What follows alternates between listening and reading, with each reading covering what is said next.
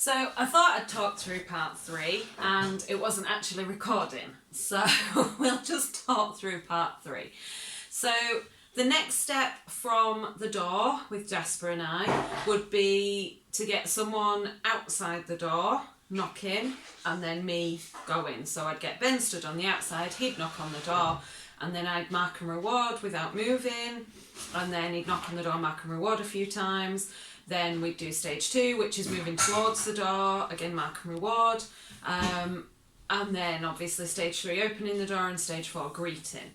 Obviously we'd stop at any point if Jasper was getting near that threshold as well, and then we'd set it up so it's a bit more of a real life situation. So those are your kind of real life examples around the home. So the other things we mentioned were the phone ringing.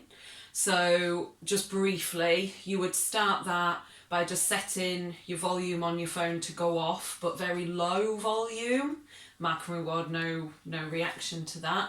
And then gradually increase the volume, and then you could get a friend or a family member to ring you at a specified time. So again, it was set up in that situation.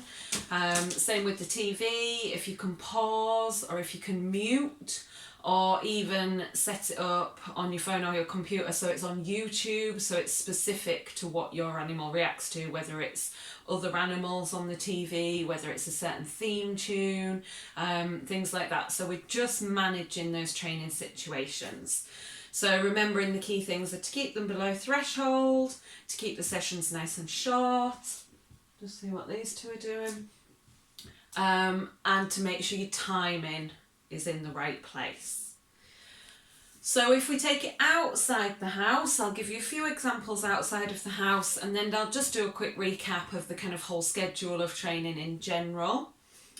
So outside the house, it's best to try and again manage the situation as much as we can. So any unexpected occurrences, unexpected experiences that cause a reaction are going to increase that reaction. But then if we can manage that training and do managed training sessions, we're going to make a more positive reaction because we're managing it. Any unexpected reactions are then going to tip the balance the other way. So we need to try and reduce the amount of unexpected reactions as much as possible whilst we're putting that training in place, so that once they've got into that frame of mind, we've changed their behaviour, we've changed the pattern, any unexpected behaviours are less likely to affect that training itself. So when we're out and about, best thing to do, especially at the moment in these particular circumstances where we're very restricted with our movement, it's a really, really good opportunity to do this sort of training because there aren't many cars on the roads, so you can manage the situation much better. There aren't that many people about. The people that are about have to maintain a distance from you anyway, so that makes it a little bit easier for you. And we can just manage these situations a little bit better at the moment. So the best thing to do is on your daily walk, take a nice big pot full of yummy treats, take a chair or choose a bench in an area that you know, sit at a nice distance. Remember, we need that distance to keep them under their threshold.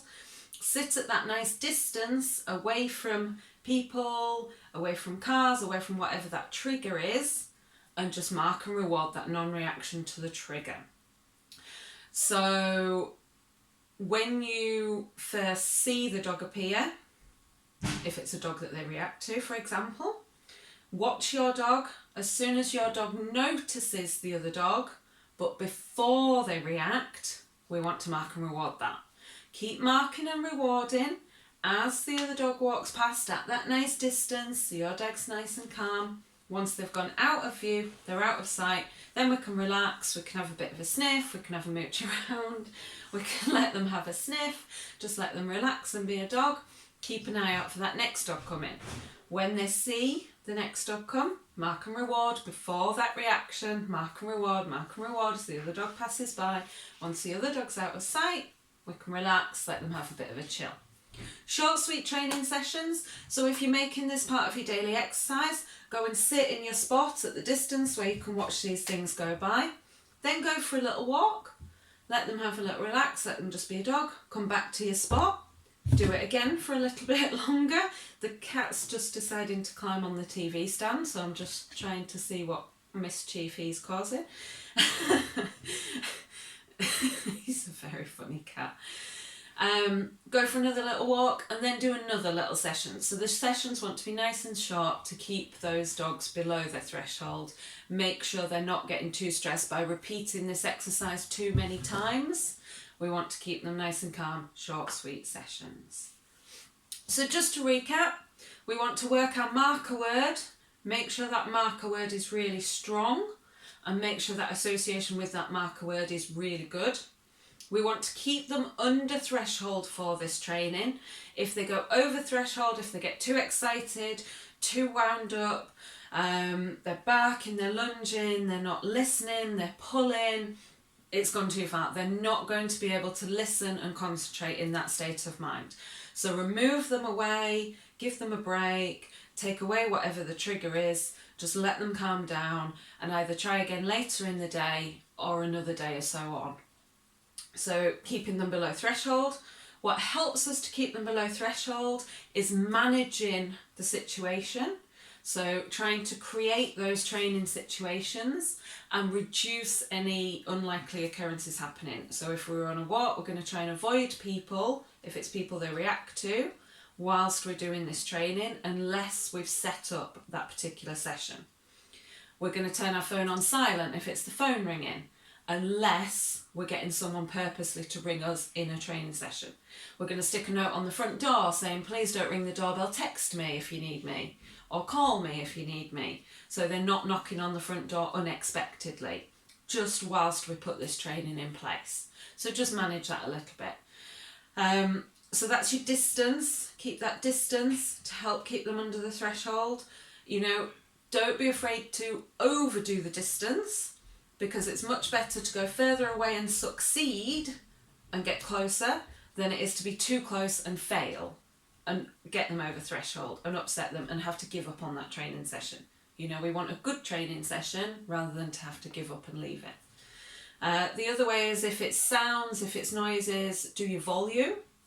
So volume nice and low initially, and then gradually increase that volume as they get used to it, as they get less reactive, as we change their opinion of whatever it is they're reacting to. And then your timing. Make sure your timing is good. So we don't want to be too early and it become a prediction of that trigger, because that is just going to make them worse because they know the trigger's coming. We don't want to be too late and then be already reacting to the trigger, because again, it's too late, they're already reacting, they're not going to be able to learn, they're not going to be able to concentrate. So we need to observe our dogs carefully, make sure they're below that threshold, and watch as soon as they clock that thing before they react, get that treat in there. So manage those situations to make it easier for you and your dog. And then once you've done a few managed training sessions, you can start applying that to more real life situations. It is quite a tricky thing to work through. It does take time. You've got to work at your dog's pace. You can't rush this. If you rush it, you're just going to set yourself back again with that unexpected reaction. So you do need to take your time, be patient. We have time in these circumstances. There's not much else that we can do at the moment. So this is the perfect opportunity with the natural social distancing, with the less people around and about, to work on these behaviours. If you are getting stuck, feel free to call, text, email, message, just give me a shout. It is tricky to get the distance and the timing right. If you need some help, please let me know. All right, thank you very much. Hopefully that helps. Have fun.